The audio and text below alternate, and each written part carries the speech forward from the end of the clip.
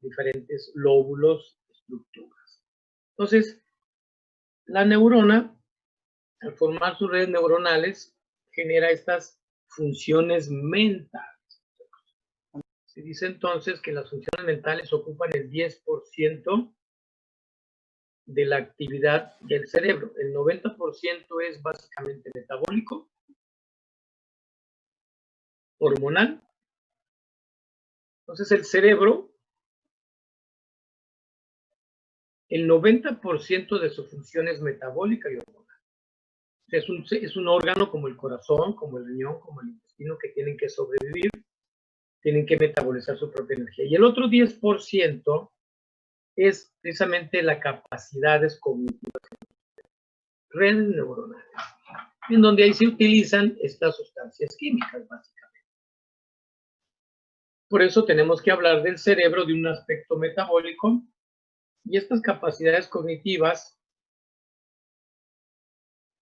los trastornos emocionales, los trastornos de comportamiento, los problemas neuropsicológicos o psiquiátricos, o las deficiencias, se deben a que el cerebro está en una forma metabólica y hormonal baja.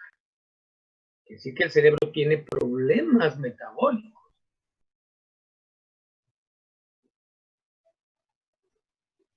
Primero, un cerebro se va a alterar por bajos riesgos sanguíneos, una alteración del flujo sanguíneo. Segundo, un órgano cerebral se va a alterar por un cuadro epiléptico. Tercero, un órgano cerebral como el sistema nervioso central se va a alterar por algún cambio de hipertensión arterial. Quinto, por un trauma directo al cráneo. Sexto, un órgano como el cerebro de nosotros puede variar en función de un minuto a otro por un trombo, por una ruptura de un vaso venoso arterial, que son los accidentes vasculares cerebrales. Séptimo, nuestro sistema nervioso se puede alterar por una infección, virus, bacterias, etc. Octavo, nuestro cerebro se puede alterar cuando el sujeto está a merced del medio ambiente, contaminantes, ruidos, altas presiones por arriba de los 10.000 metros, no hay oxigenación. Nuestro cerebro se puede modificar, la función se puede modificar porque el paciente tiene una actividad diaria muy estresante. El estrés, la ansiedad. El cerebro de nosotros se va a modificar orgánica y metabólicamente por un problema de estrés postraumático. Abuso, agresión.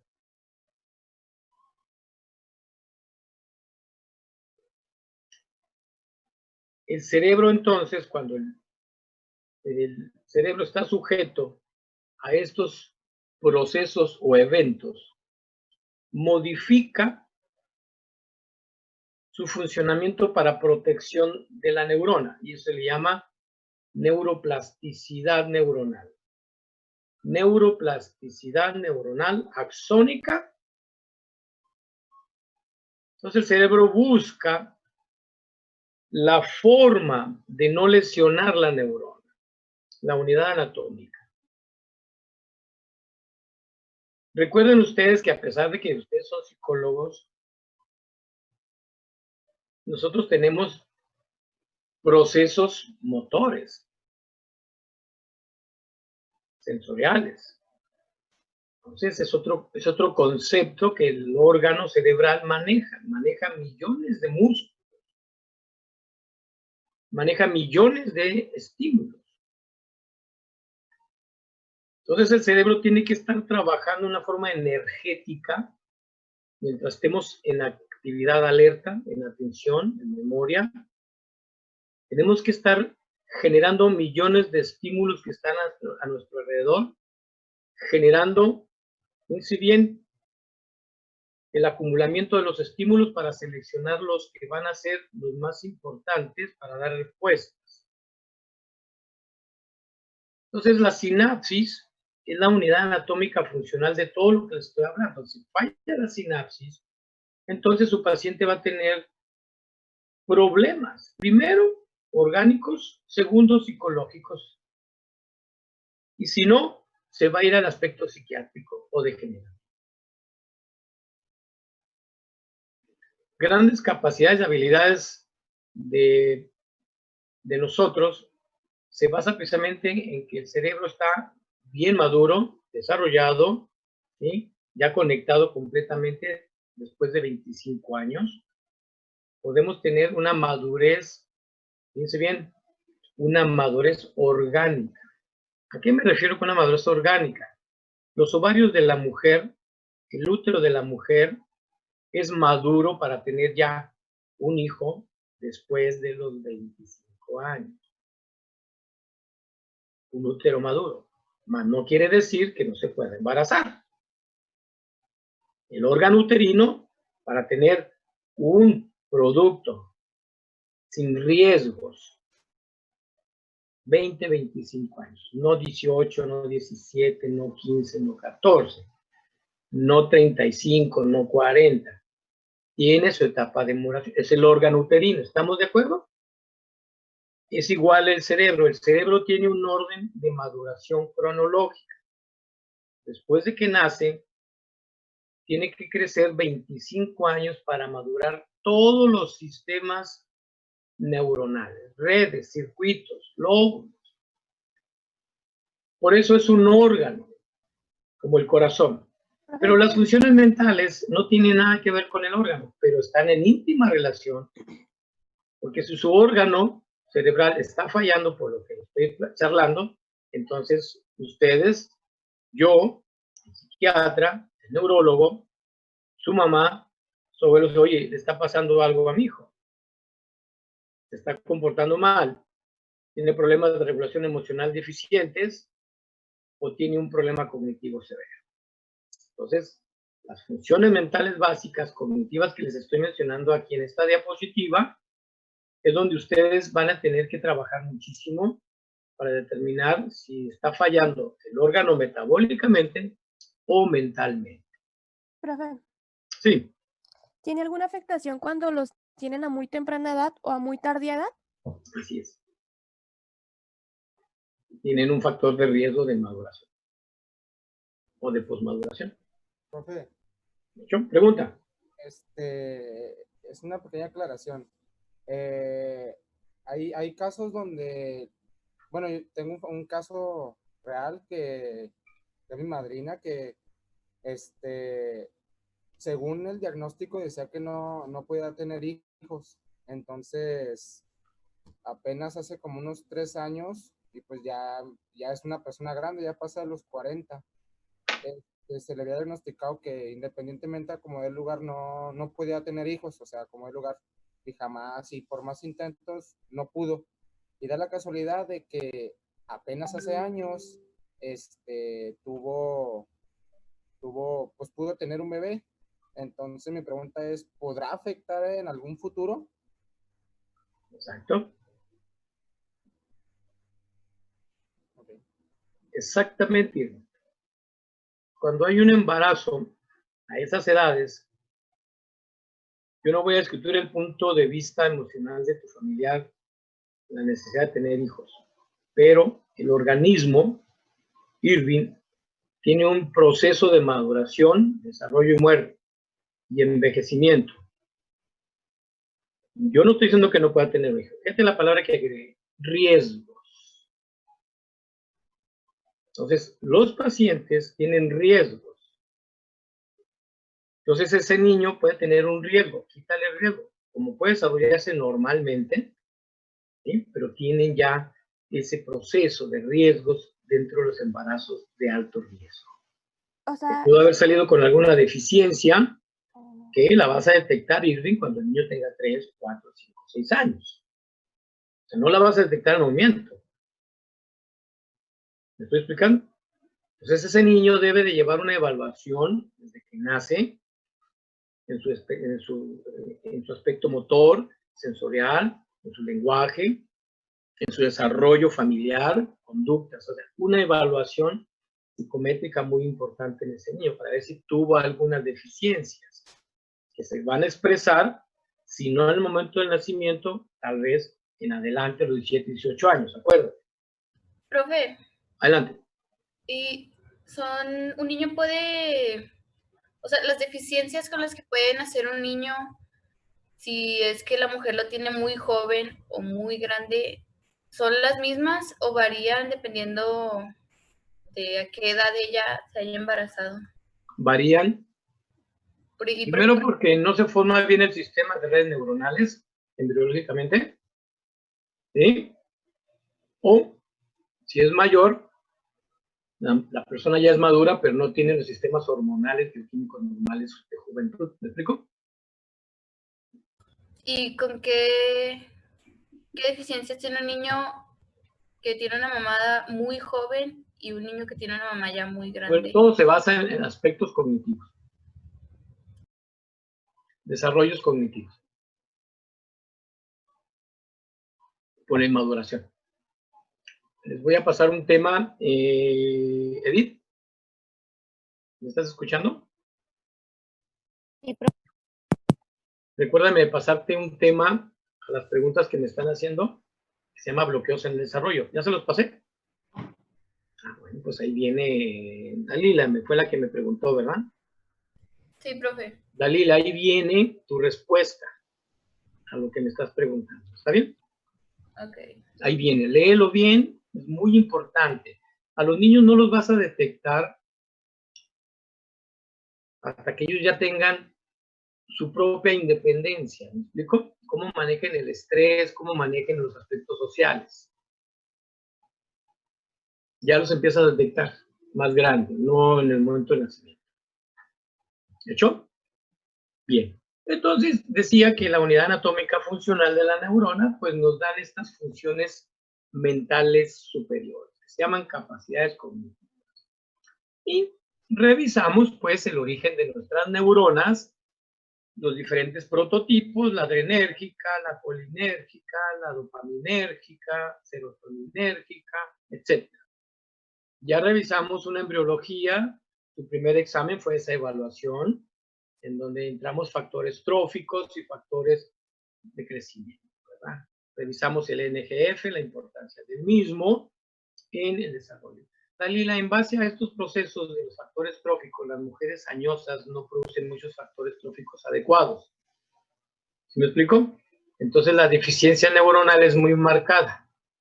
No quiere decir que no crezcan las neuronas, pero tienen una deficiencia en la producción de estos factores de desarrollo neuronal. ¿Escuchó? Entonces los niños salen con problemas de autismo, deficiencias sensoriales, trastornos motores, básicamente. ¿Escuchó? O sea, no están enfermos, están deficientes en el neurodesarrollo. ¿Estamos de acuerdo? Entonces, en base a estos procesos, tenemos que revisar, y ya revisamos en la clase anterior, lo que es el proceso básico neuronal, el potencial de acción y la conductancia eléctrica de nuestra neurona, que se inicia en la dendrita. Aquí si ustedes lo checan por ahí, aquí empieza el color azul, ¿sí? El color azul aquí otra vez, color rojo, se genera el potencial de acción, la transmisión a través del axón, saltatoria como tal, el potencial, y nuestra sinapsis, la liberación final de una sustancia química presináptica. El potencial de acción ya lo revisamos, pero quise ponérselos otra vez. Es un potencial que se convierte en un impulso nervioso y incluye despolarización, repolarización, el potencial de reposo y la hiperpolarización. Ya revisamos cada una de las fases. Entonces, esto sería una forma en donde nuestra neurona tiene una carga eléctrica en donde el sodio es positivo y el cloro es negativo. El potasio es positivo, el calcio es positivo, el magnesio es positivo. Si te fijan todos, por eso los iones sodio positivo, cloro negativo, potasio positivo, ahí es lo que se le da precisamente la carga eléctrica de una neurona. El intercambio que genera esto hace que nosotros tengamos una actividad eléctrica. Por esta manera de tener sodio afuera, sodio adentro, potasio adentro, sodio afuera, lo que hemos explicado. Y lo que neutraliza la neurona es el cloro, que lo vuelve, que no se vuelva muy activa la neurona, si no se quema. Entonces, por eso el cloro es negativo para neutralizar un voltaje de más 40. Si no existiera cloro, entonces la neurona tendría que estar respondiendo a más 40, más 50, porque no hay quien lo neutralice, ¿verdad? Por eso las epilepsias, por eso los trastornos neurotóxicos.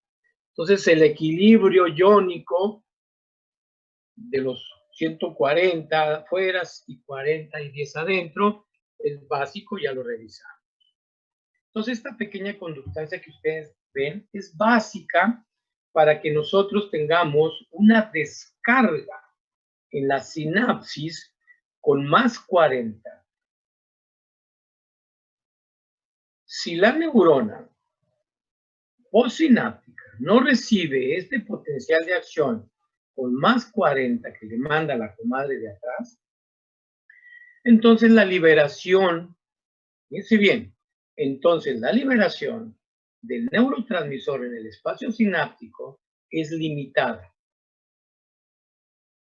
Segundo, si el potencial de acción es más 30, más 20, pero no más 40, entonces hay una liberación del neurotransmisor, del neuropéptico, o sea, sí hay liberación, pero tarda mucho en liberarse.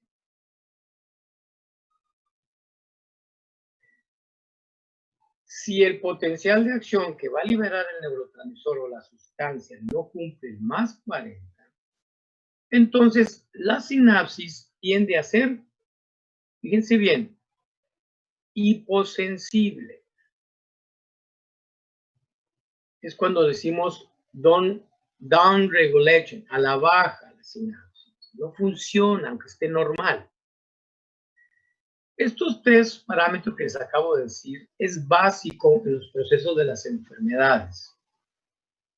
Para que no haya una enfermedad del sistema nervioso central, debe de cumplir este parámetro físico, eléctrico, bioquímico, molecular, de menos 70 a más 40, menos 70 a más 40.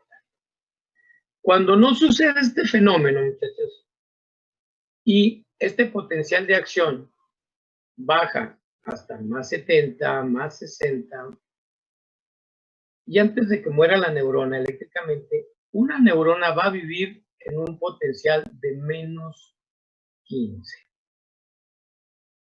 Menos de menos 15 ya es muerte cerebral. Cuando es más 40, la neurona es un cuadro de, fíjense bien, hiperexcitabilidad, agitación neuronal, que en la vida real se le llama hiperactividad motora, agitación psicomotriz, anda loco el tipo, anda acelerado el tipo, camina muy rápido, o sea, anda hiperexcitable mentalmente. ¿Qué está sucediendo? Sus descargas, el volt es más de 40. Entonces, este proceso nos permite generar la conductividad de ese impulso nervioso y llegar a la sinapsis a la cual me estoy refiriendo. Y aquí tenemos la unión sináptica. Y les dije que hay tres tipos de sinapsis. Una sinapsis axodendrítica, que sería esta, de axón a la dendrita. axosomática, que va al cuerpo neuronal, y axónicas. El 90% de las sinapsis son axodendritas. O sea, ¿por qué? Va a llegar toda la información a las dendritas, ese sistema de comunicación básica. Vamos a poner una clase muy especial de dendritas porque ahí es donde se traduce, se informa, se codifica la señal. Y ahí empieza el proceso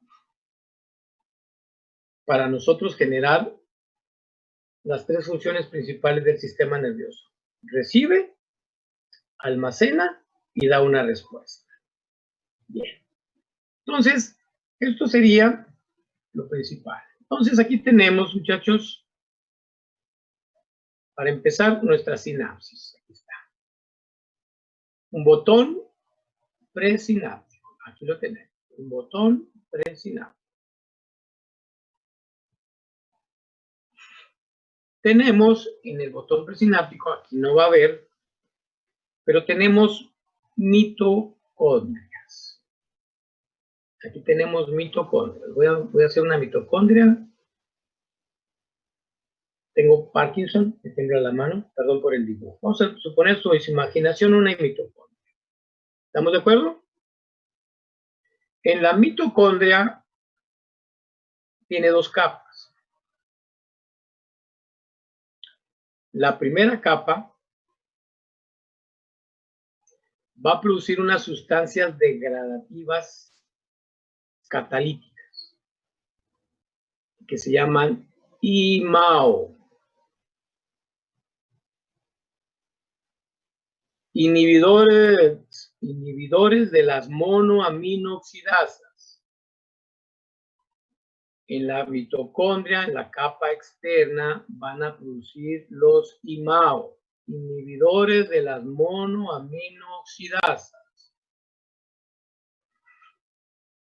¿A quién va a destruir? A las monoaminoxidasas. Esto vamos a ver después. Tenemos entonces, entre más mitocondrias existan dentro del botón presináptico, es decir, que esa neurona trabaja las 24 horas un 300%. Entre menos mitocondrias, menos función tiene. Y luego tenemos esta partícula que se llama quantum. El quantum aloja a las sustancias químicas, que pueden ser neuropéptidos, neurotransmisores, neurohormonas,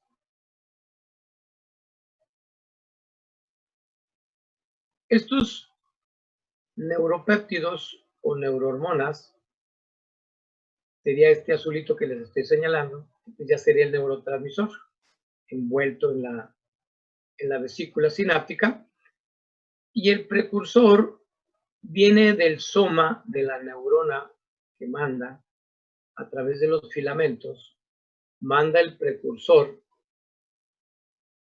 de este neurotransmisor. Viene por aquí, aquí se vacía, y por medios más adelante que voy a explicar, es captado por un proceso de flechas que voy a explicarles y lo va a meter al cuadro para que se convierta en neurotransmisor, que sería este azul. Entonces hay aquí, aparte de esto, vamos a poner una X que le vamos a llamar un gen transportador.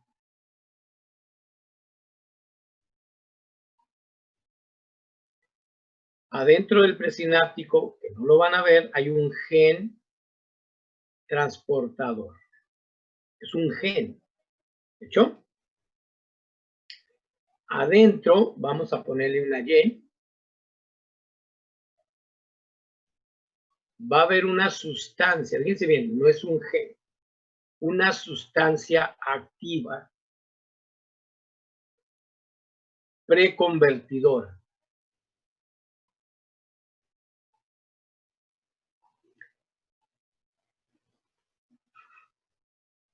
vamos a tener aquí un receptor específico para el calcio. Calcio es positivo.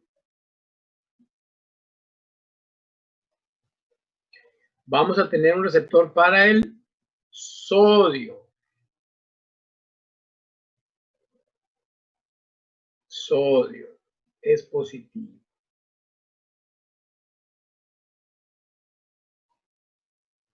¿Hecho? Si me devuelvo, ahí tenemos el sodio y el calcio que están transmitiendo ese potencial de acción. Está llegando, está generando una descarga eléctrica para abrir esos voltajes. Entonces, aquí tenemos, jóvenes, aquí tenemos entonces el impulso nervioso. Número 1. Aquí está el impulso nervioso. Llega y despolariza al calcio.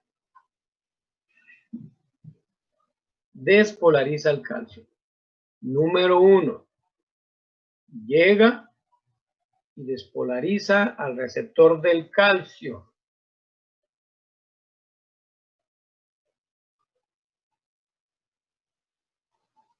¿Hecho?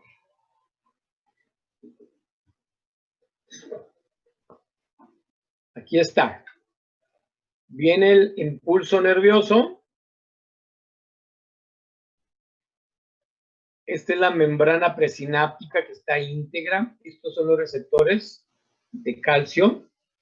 Llega y despolariza el receptor del calcio para que entre calcio al botón presináptico. Entonces entra calcio, número 2.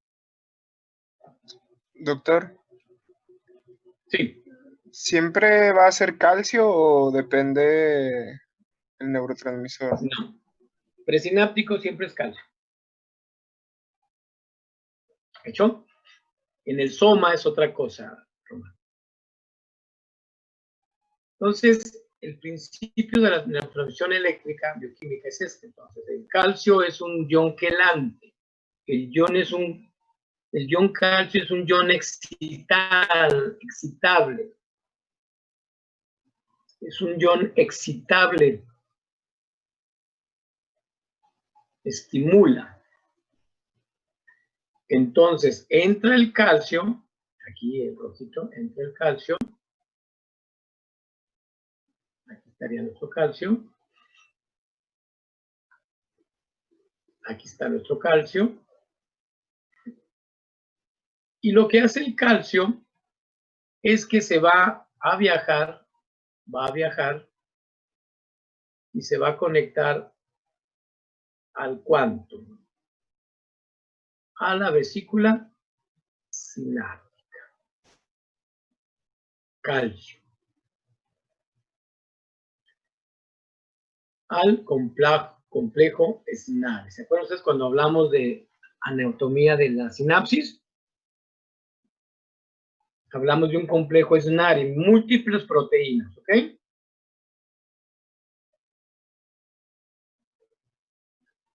Entonces entra, se adhiere al quantum,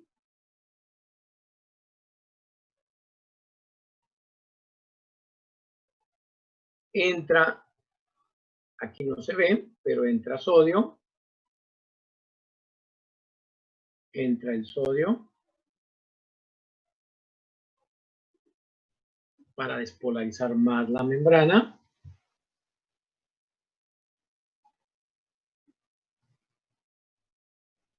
Sodio, calcio hacen que mueva y acerque la vesícula sináptica al espacio presináptico, ¿ok?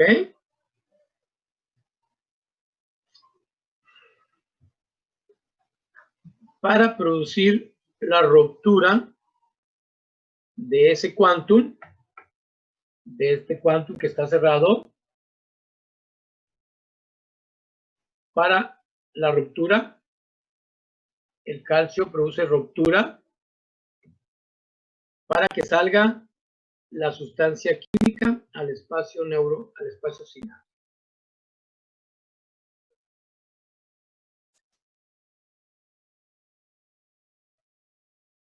Uno, 2, 3, 4.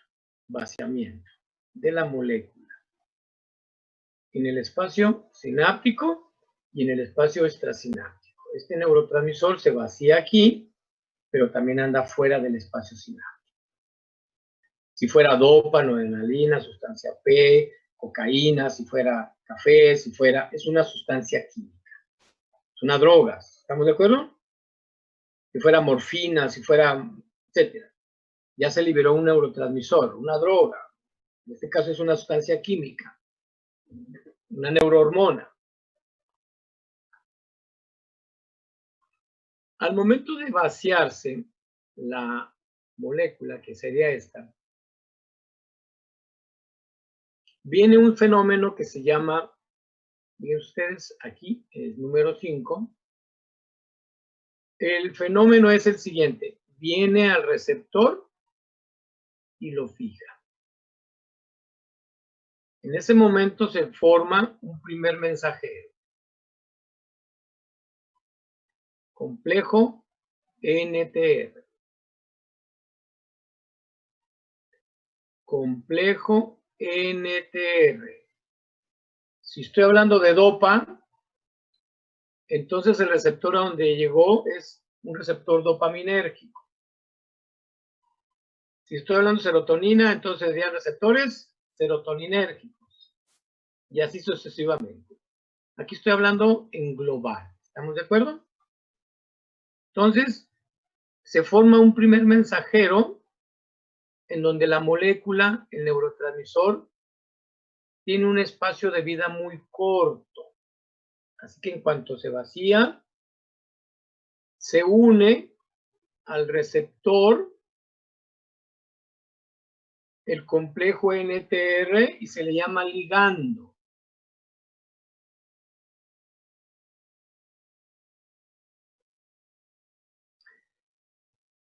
Ese ligando, positivo o negativo.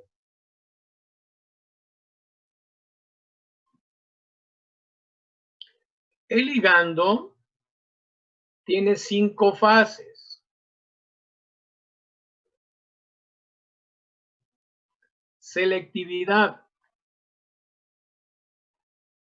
reconocimiento, afinidad, estructura y respuesta.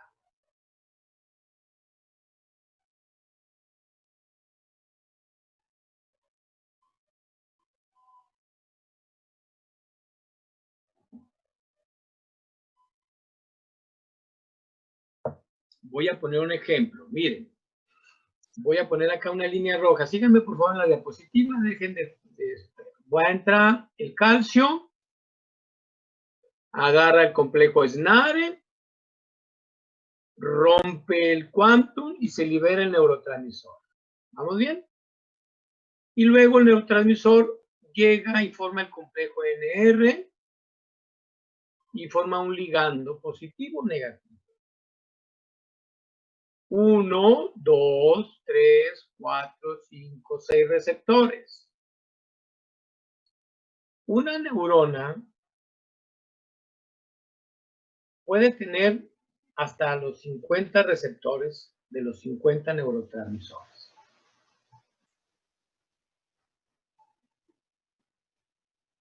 Pero si el receptor o la sustancia que va a llegar aquí es dopa, aunque se metiera aquí la dopa, chequen, si metiera la dopa aquí, en este receptor, y si este receptor no es dopaminérgico, no responde. Por eso ligando significa selectividad, afinidad y reconocimiento. Estructura y respuesta. Significa que aquí donde está el número 5, señaló que este receptor es de dopamina y efectivamente llegó la molécula y respondió al receptor. En cambio, acá llegó otra molécula de dopa, pero no respondió el receptor, porque no fue reconocido.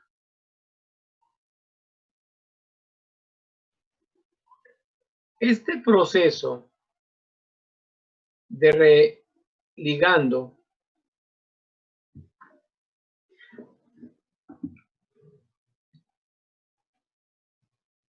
producimos la primera palabra molecular, que se llama sensibilidad de receptor.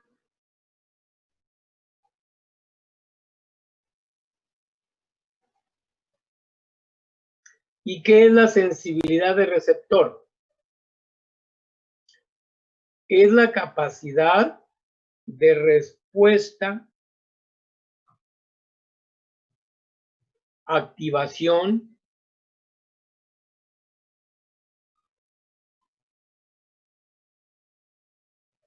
agonista o antagonista.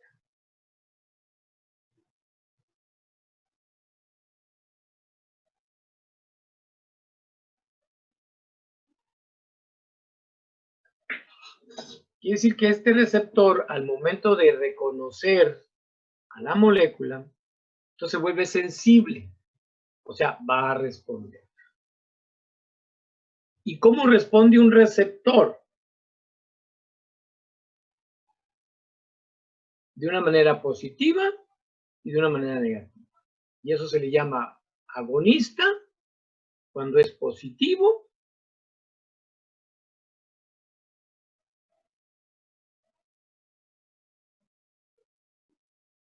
y se le llama antagonismo cuando es negativo.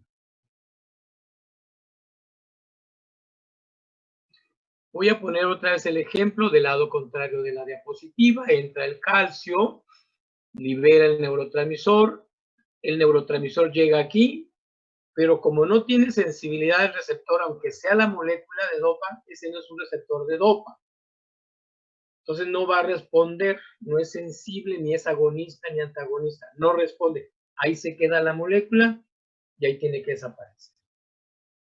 Cuando es positiva la respuesta, entonces tenemos una respuesta positiva. ¿Qué quiere decir? Que el impulso nervioso va a seguir su dirección, va a ser positivo y la señalización va a seguir, va a continuar, el impulso nervioso va a continuar a través de toda la dendrita. Eso es agonismo y antagonismo. Quiere decir, aquí viene la primera confusión de todos ustedes. El receptor es sensible. El ligando es positivo. Significa que el receptor sí respondió, reconoció la molécula, y si la respuesta es agonista, entonces continúa el impulso nervioso. Quiere decir que el receptor hizo su función. Quiere decir que el receptor hizo una palabra, su segunda palabra molecular. Lo que se llama la hipersensibilidad o upregulation. El receptor está regulado, sensible, activo. Cuando el receptor es antagonista, es down regulation y no activo. Aunque haya reconocido a la molécula de dopamina, pero ya activó. ¿Cuál es la diferencia? Que el impulso nervioso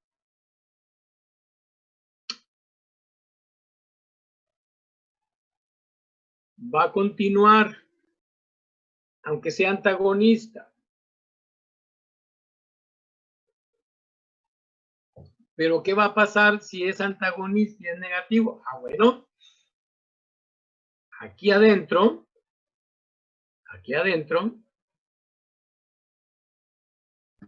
¿Sería la neurotoxicidad, profe? no. Antagonista. El receptor está sensible, pero no está dando una respuesta. ¿Estamos de acuerdo? No se vayan, síganme paso a paso. Entonces el potencial de acción sigue. Pero, ¿se acuerdan ustedes de las proteínas G? Las proteínas G, en su fracción alfa, es positiva y en su fracción inhibición no se activa. ¿Estamos de acuerdo? Entonces lo que hace es que el receptor no activa las proteínas G y no se desplaza la proteína alfa para ser positivo. Quiere decir que la neurona postsináptica se vuelve, fíjense bien la palabra, hiperpolarizante. Está tranquila la neurona. Voy a poner un ejemplo de esto.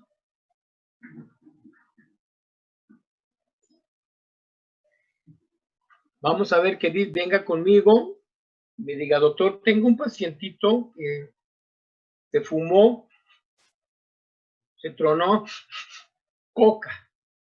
Y el paciente, ¿cómo anda un paciente con coca, muchachos? ¿Cómo anda? En las nubes, profe, todo acelerado. Neurológicamente, ¿cómo se le llama? ¿Cómo les dije? Hiperactivo. ¿Cómo les dije? Excitado mentalmente. Y hiperexcitabilidad. ¿Qué más les dije? ¿Cómo psiquiátricamente, neurológicamente, psicológicamente anda un paciente con coca? Hiperexcitabilidad neuronal. ¿Qué más les dije? La segunda, agitación psicomotriz. El paciente anda activo. Agitación psicomotriz. ¿Estamos de acuerdo? Estas dos actividades, el paciente mentalmente trae una agitación psicomotriz, una hiperactividad motora por hiperexcitabilidad, por una sustancia que excitó. Entonces, la cocaína, al entrar al cuerpo humano, activa el receptor de dopa y activa las proteínas G, pero hagan de cuenta que la proteína, en vez de ser una sola proteína, van a ser millones de moléculas de proteína. ¿Estamos de acuerdo? ¿Qué voy a hacer yo para quitar la hiperactividad y la hiperexcitabilidad del paciente que anda? ¿Qué le voy a dar de medicamento? GABA. Puede ser GABA. Perfecto. Pero no es el adecuado, Belén, pero es adecuado. Tengo que bloquear a quién tengo que bloquear. A la molécula de la coca. ¿Estamos de acuerdo? Entonces voy a poner aquí, si me permiten acá abajito, voy a poner una línea aquí del receptor de dopa. Entonces yo le voy a dar al paciente un medicamento, que entre primero mi medicamento y que la coca no entre. Ese es antagonismo.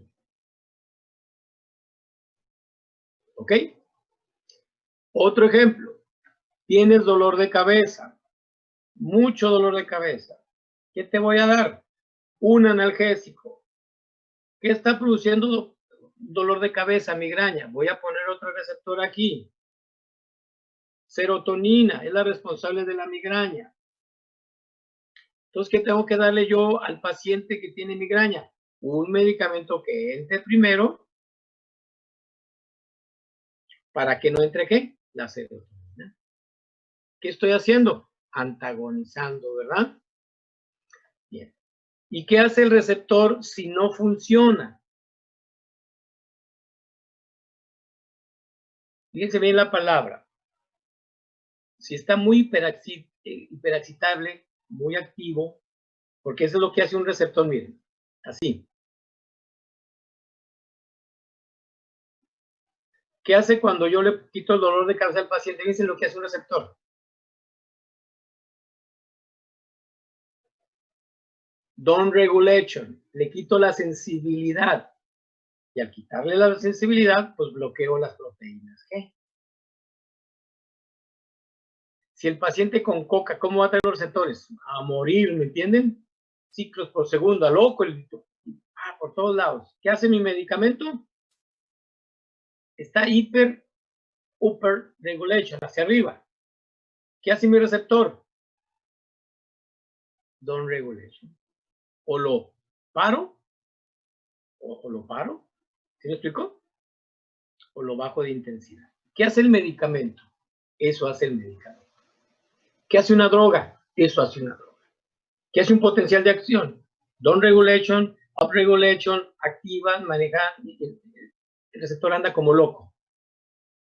El niño con hiperactividad motora, si vemos una resonancia magnética, sus neuronas ¿cómo andan? Coloreadas, muchos flujos. ¿Sí me explico? Eso es la actividad eléctrica. Entonces, el antagonismo y agonismo, lo que voy a hacer es disminuir el umbral de sensibilidad del receptor. Voy a volver a decirles, ¿qué hace el medicamento? Disminuye el nivel de la sensibilidad del receptor del umbral de respuesta. Ya sea que si el paciente en una depresión se la pasa dormido todo el día, ¿qué tengo que hacer? Elevar el nivel de sensibilidad de ese receptor. Nos tengo que dar una molécula que active el receptor, que está en low regulation, para que suba. Si el paciente de codepresión duerme horas, no quiere nada, ¿qué tengo que hacer? Aumentar un medicamento, estimular ese receptor para que sea down regulation, no sino hacia arriba. ¿Estamos de acuerdo? Pero, ¿alguna pregunta? Voy a borrar esto. Permítanme ustedes. Voy a volver a entrar. Ahí estoy. Aquí está mi número 5. Estoy hablando del primer mensajero que es NTR. Ligando. Positivo, negativo. Agonista o antagonista. ¿Estamos de acuerdo? Bien. Yo estoy hablando de antagonismo y agonismo.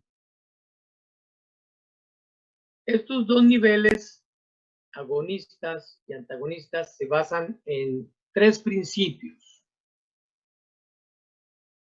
Haz de cuenta que es una llave sinóptica que están hablando. ¿Sí me explico? Para que lo vayan generando, ¿verdad?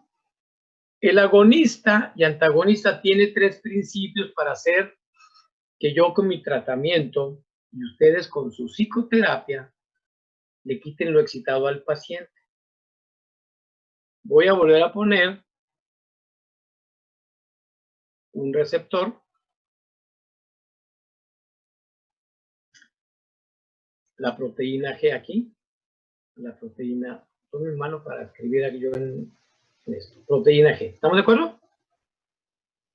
Entonces, si es agonista, acuérdense que la proteína alfa se activa. ¿Estamos de acuerdo? Bien.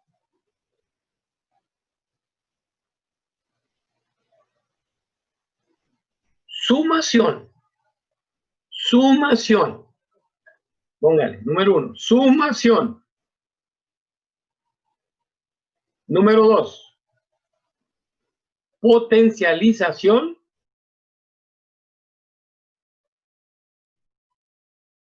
Y bloqueo.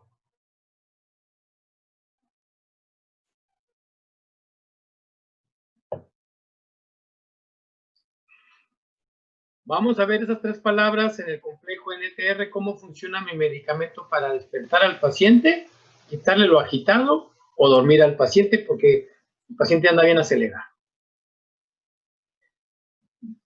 Ya hablamos de agonismo, antagonismo. Entonces lo siguiente es que la dopa que es la responsable de la cocaína, si entra primero, entonces es agonista y produce el up regulation hacia arriba, hiperexcitabilidad y todo lo que hablamos. ¿Estamos de acuerdo?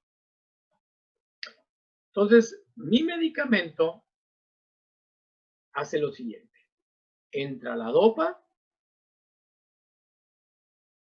y entra mi medicamento. Y hacen una sumación de efecto. ¿Hecho? Hacen una sumación de efecto. Los dos entran.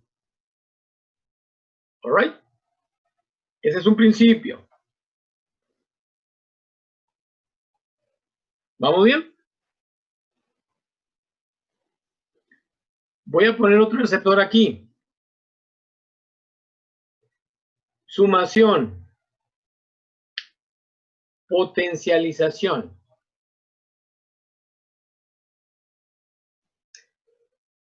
Voy a meter un medicamento en donde entra la molécula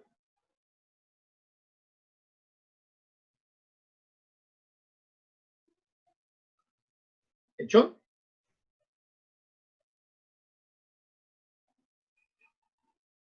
Entra la molécula del medicamento, pero ya está aquí el neurotransmisor. Lo potencializa. O sea, entra primero, da la respuesta y luego después entra el medicamento. Potencializa el efecto del neurotransmisor. Y les voy a poner un ejemplo. Paciente con depresión. Un paciente con depresión, muchachos. Fíjense bien, por favor.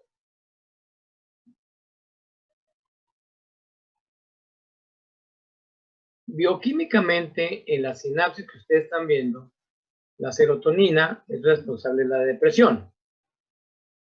Se dice, se comenta en los libros, por experiencias, que la cantidad de serotonina que se libera en un paciente con depresión, no importa cuál sea el tipo de depresión, en vez de, voy a poner un ejemplo burdo, en vez de que sean 10,000 moléculas que deben de estar en el espacio, nada más hay, fíjense bien, 10 moléculas.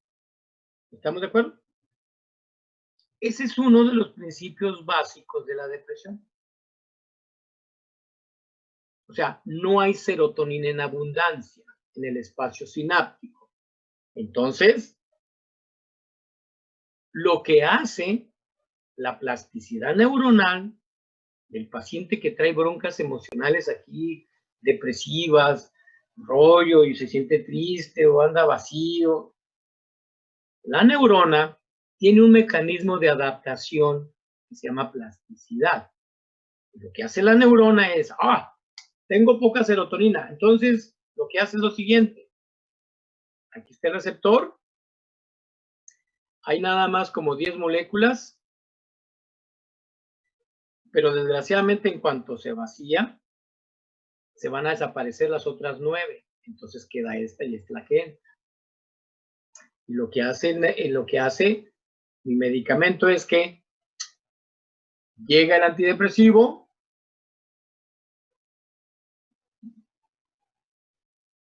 y se mete con la molécula potencializando el efecto del neurotransmisor. Primero. ¿No se han perdido? Segundo. Como hay 10 moléculas y el resto se va a perder por acá, entonces lo que hacen los antidepresivos es que inhiben la recaptura de la serotonina.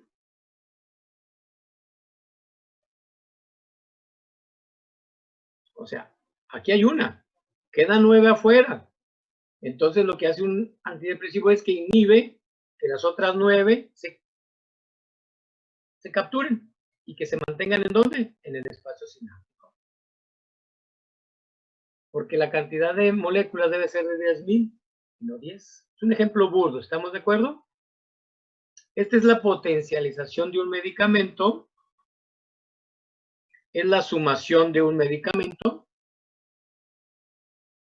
Ahora, voy a volverme a salir, si me permiten ustedes, para explicar el siguiente bloqueo. Ahí lo tenemos. Bloqueo. Muy bien. Perdón. Ahí está.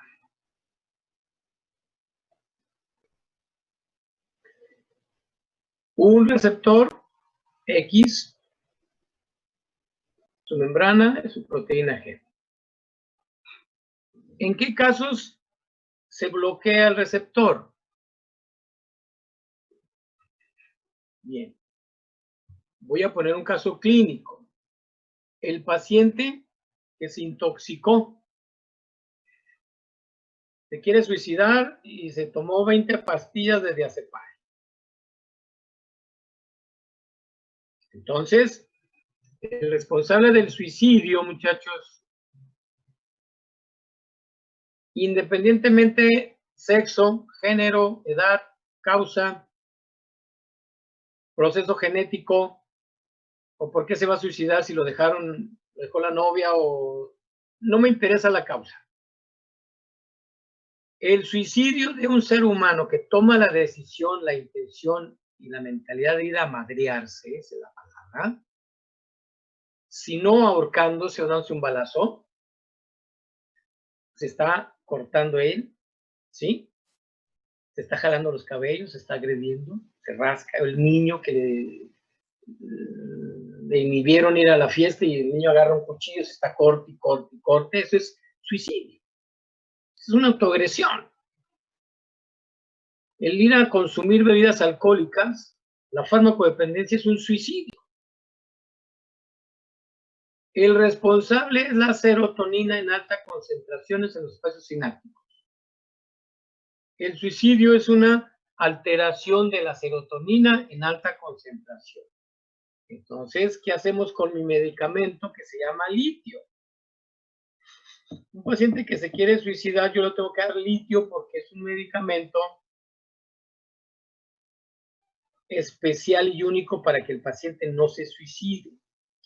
¿Qué hace mi medicamento? Bien, va para allá. Entonces, mi medicamento lo que hace es que llega, bloquea al calcio, bloquea al sodio y bloquea que no se libere serotonina. ¿Estoy explicando? Para que se normalice esa hiperactividad por una estimulación excesiva, muchachos. Entonces, el bloqueo del receptor es que la serotonina, las 10.000 moléculas normales, ¿sí? Sean 10.000 moléculas, y no 80.000 moléculas. Entonces, cuando un paciente tiene exceso de serotonina, psicológicamente, psiquiátricamente, neurológicamente, es irritabilidad, agresividad, baja tolerancia al estrés, mal manejo del estrés, ideación suicida, pánicos, miedos, fobias.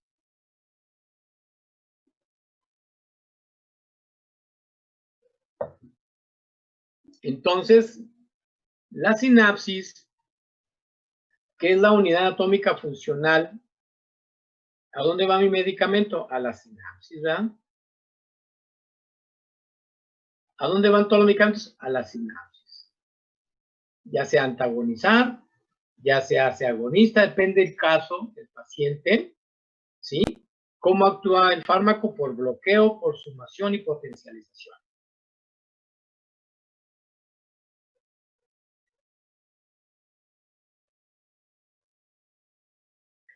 ¿Qué vamos a ganar con esto?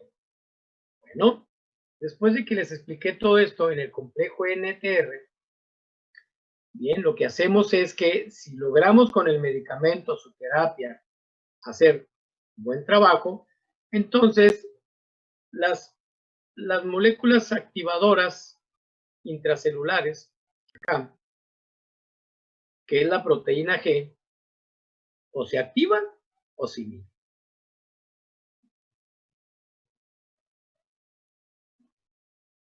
O se activan o se inhiben. ¿Estamos de acuerdo?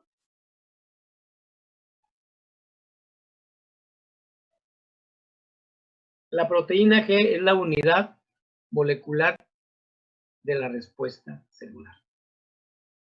¿Qué es la proteína G? Es la unidad molecular genética de respuesta.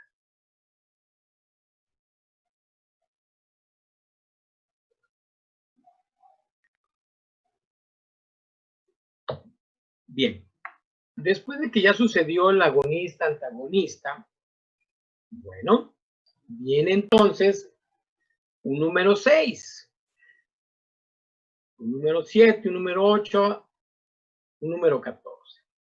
Significa lo siguiente, jóvenes. Después de que ya formó el complejo NTR, ya hizo su sensibilidad y toda la charla, entonces hay muchas moléculas aquí en el espacio sináptico. ¿Quién me quiere contestar cuánto dura un potencial de acción?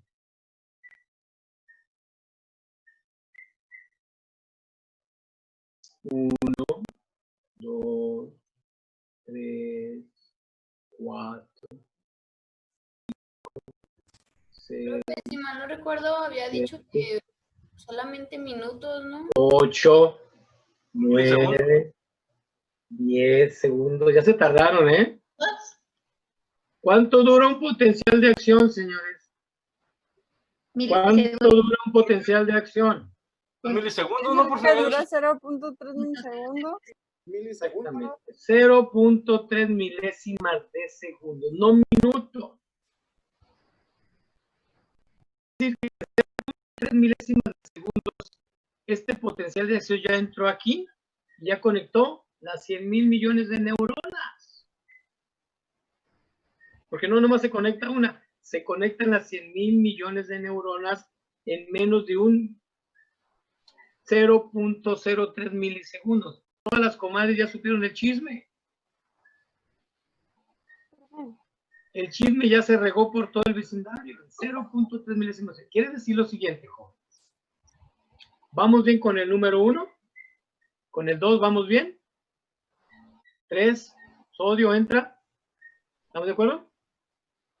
4, liberación. 5, NTR. Profe, Mande. no es por ser groseras, profe, es que tenemos otra clase y ya es la 1 y nos No me toca interesa, Janet yo voy a con- seguir. No se crean. Nos vemos mañana, nos vemos el lunes, nos vemos, muchachos, entonces. ¿Hecho? Gracias, profe. Gracias por recordar. Hasta el lunes, profe, Nos cuídese. vemos, bye bye. Gracias. Me manda, ay, profe, me manda la presentación, porfa. Ok, enterado, Verónica. Bye Ay. bye.